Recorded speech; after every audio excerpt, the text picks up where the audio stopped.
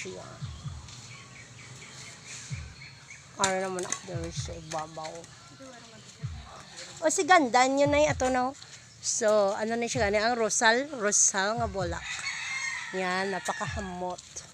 So yan. Yan guys. Ari ko diri sa ibabaw. Na ma-share lang kadali.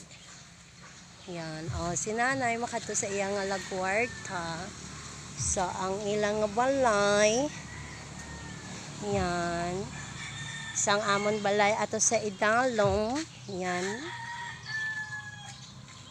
Yan. Ang ilang dalandan. Wala pa bunga. Tapos ang rosal nila nagkaralaya lang tungod sang sobra na kabulak. Yan guys. Then ang ilang nga ido nga si ganda. Yan guys, si ganda nila nga ido. Yan. So, diri sa amon guys is Barangay Bato. Damo sa mga bato. Then amon ni siya ang ipangalanan nga Barangay Bato kay tungod ang amon nga balay is may dako nga bato. Ang amon nga kayamanan, yan guys, dako na siya. Yan. Yan ang balay sang akon nga Eloy guys. So makadto kita di anay kadali sa iyang hard garden.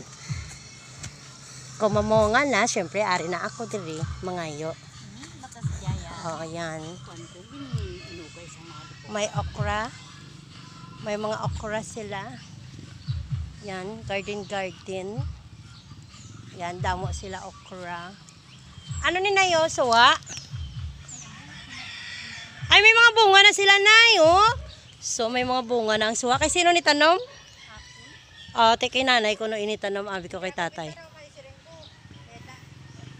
So, guys, may mga bunga na. Galing kay Gadmay pa, oh. Tama-tama gini siya guys pagbalik ko diri. May mga bunga na sa. Tama-tama naman na guys kung makasaka ako diri. So makakapangwa na ako sang bunga ya. Talagsa na ako di guys nagsaka eh. May mga inchiminga sila pero wala pa bunga. Then ang kapayas nila wala pa man bunga guys. Tama-tama gina sa pagkadto ko naman diri. Oging garden niya. Ambot ano na di tanong mo nay? Tarong. May alugbati pa. So ginatamad ako ya guys magsagad garden. Depende sa modo ko guys. So may mga okra na sa galing nga buhi. So wala ko time subong guys nga magtanom sa mga okra.